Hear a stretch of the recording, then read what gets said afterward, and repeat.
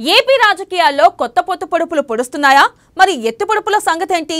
TDP జనసేనతో కలిసి BJP నడుస్తుందా, లేక వైసీపీతో దోస్త్ మేరా దోస్త్ అని నడుస్తుందా? బీజేపీతో దోస్త్ నై అంటుంది వైసీపీ. కమలంతో ఫ్యాన్ పార్టీకి సంబంధాలు ఉన్నాయని టీడీపీ ఆరోపిస్తుంది. ఇక్కడే కన్ఫ్యూజన్ మొదలైంది. ఇంతకీ బీజేపీ ఎవరికి శత్రువు, ఎవరికి మిత్రుడు? ఏపీలో అసలు ఈ కన్ఫ్యూజన్ పాలిటిక్స్ ఏంటి?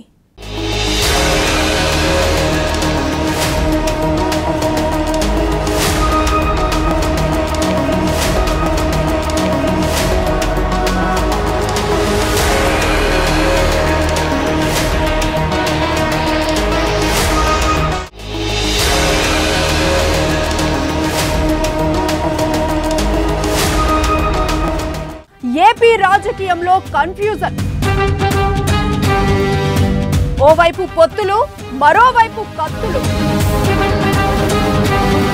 ఏ నిమిషం ఏం జరుగుతోందని టెన్షన్. టీడీపీ, జనసేన, బీజేపీ కలిసుంటాయని ప్రచారం. వైసీపీ, బీజేపీ ఒక్కటేనన్న అచ్చెన్నాయుడు. కాక రేపుతున్న అమిత్ షా మాటలు. బీజేపీపై వైసీపీ లీడర్ల వరుస కౌంటర్లు. రాజకీయ విశ్లేషకులకు అంతు చిక్కని ఏపీ పాలిటిక్స్.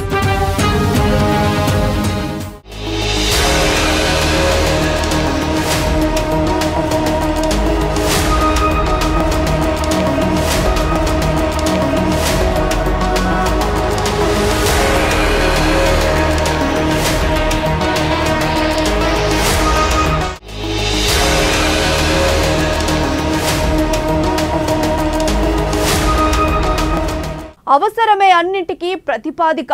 రాజకీయం అంటే అదే. ఏ పార్టీతో పొత్తు పెట్టుకుంటే ఏం లాభం, ఏం నష్టం అనే లెక్కల మీదే ప్రణాళికలుంటాయి. దీనికి అనుగుణంగా విధానాలు మారుతుంటాయి. పవన్ కళ్యాణ్ ద్వారా బీజేపీకి చేరువయ్యేందుకు టీడీపీ చేస్తున్న ప్రయత్నాలు ఆశాజనకంగా లేవు. టీడీపీతో కలిసే ప్రసక్తే లేదని బీజేపీ తెగేసి చెప్పడంతో వ్యూహం మార్చేసింది టీడీపీ. ఏపీలో వైసీపీ ప్రభుత్వంపై బీజేపీ వ్యతిరేకతతో ఉన్నట్లు కనిపిస్తున్నా లోపాయికారిగా ఆ పార్టీకి బీజేపీ సహకరిస్తోందనే మాట నిజమనిపించక మానదు.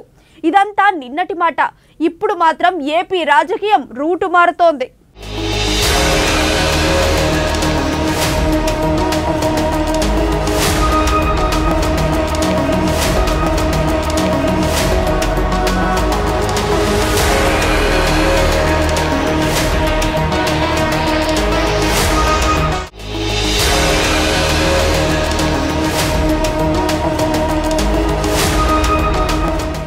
నిన్నటిదాకా ఒక మాట, ఇప్పుడు మరో బాట అన్నట్లు సాగుతోంది ఏపీ బీజేపీ.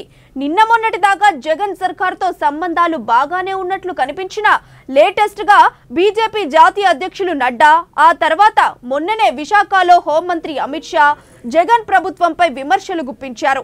అవినీతి ఆరోపణలు చేశారు. దీంతో వైసీపీతో బీజేపీకి పొసగట్లేదు. వాళ్ళు టీడీపీతో కలిసి ముందుకు సాగుతారనే ఊహాగానాలు ఒక్కసారిగా గుప్పుమన్నాయి.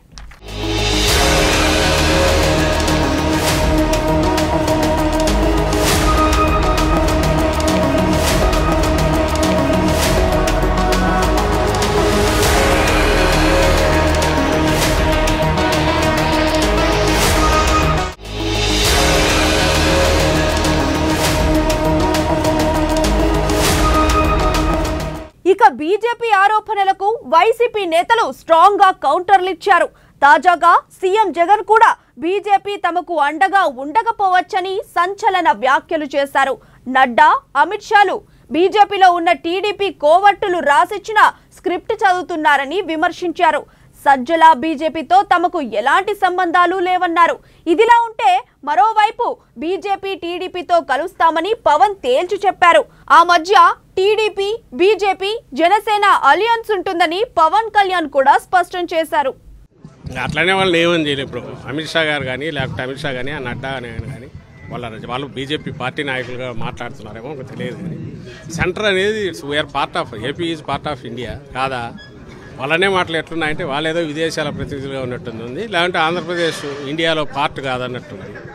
మరి గుజరాత్కు మోడీ ఆయన ఉన్నప్పుడు సీఎంగా ఉన్నప్పుడు ఇదే సెంట్రల్ నుంచి ఫండ్స్ వచ్చింటాయి. ఆ రోజు కూడా వాటిని ఎక్స్పెండిచర్ చేసింటారు.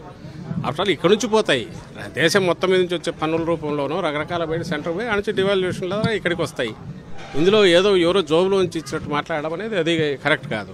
ముఖ్యంగా ఆంధ్ర రాష్ట్ర ప్రజల తాలూకా సెంటిమెంట్ అయినటువంటి ఈ అంశాన్ని, స్టీల్ ప్లాంట్కి సంబంధించినటువంటి దాంట్లో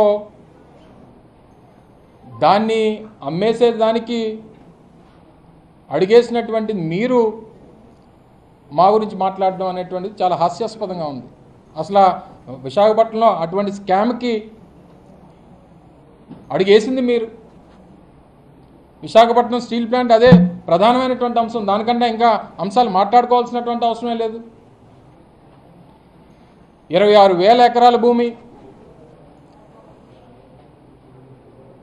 దాదాపు 23,000 మంది రైతులు భూములు ఇచ్చి ఆ ప్రాంతంలో ఆ రోజుల్లో భూములు ఇచ్చి ఈ ప్రాంతం బాగుండాలని చెప్పి ముందుకు వచ్చినటువంటి సందర్భంగా 30 మంది ప్రాణాలు అర్పించి సాధించుకున్నటువంటి అటువంటి ఒక గొప్ప సంస్థ గురించి మాట్లాడేటువంటి సందర్భం లేదు. కానీ ఈరోజు తిరిగి వైఎస్ఆర్ కాంగ్రెస్ పార్టీని, ముఖ్యమంత్రి గారిని, లేదా మేము చేపడుతున్నటువంటి పథకాలని, వీటిలన్నింటినీ కూడా విమర్శించేటువంటి పరిస్థితుల్లోకి వెళ్ళారు.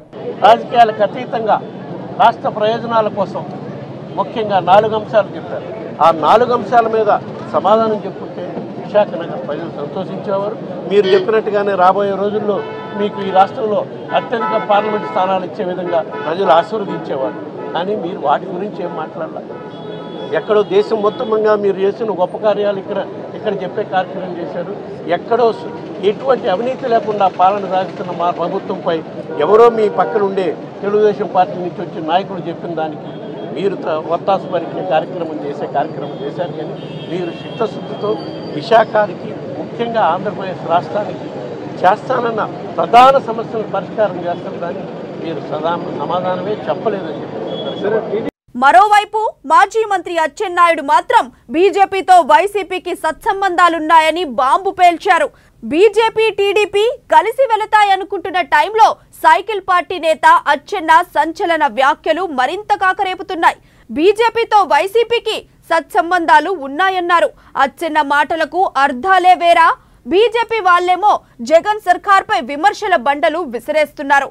వైసీపీ వాళ్ళు అంతకంటే స్ట్రాంగ్ గా కౌంటర్ బండలు విసిరేస్తున్నారు. ఇప్పుడేమో ఆ 2 పార్టీలు ఒక్కటే అని టీడీపీ నేత అచ్చెన్న అనడంతో ఏపీ రాజకీయాల్లో కన్ఫ్యూజన్ పీక్స్ కి చేరింది. ఇది చాలదన్నట్టు మంత్రి Botsa, AP BJP chief Somu Veerraju విమర్శల తూటాలు పేల్చుకొని కన్ఫ్యూజన్ తెప్పించారు.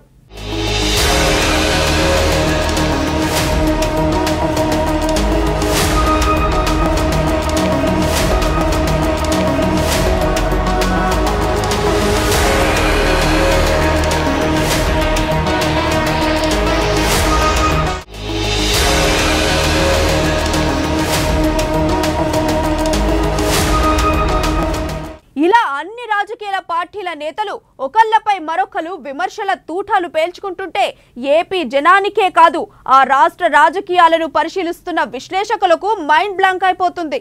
ఎవరు శత్రువులు, ఎవరు మిత్రులు, ఏ పొలిటికల్ పార్టీ ఎవరితో కలుస్తుంది, ఈ రాజకీయ భేదాల ప్రశ్నకు సమాధానం దొరక్క అంతా కన్ఫ్యూజన్ లో కొట్టుమిట్టాడే పరిస్థితి వచ్చింది.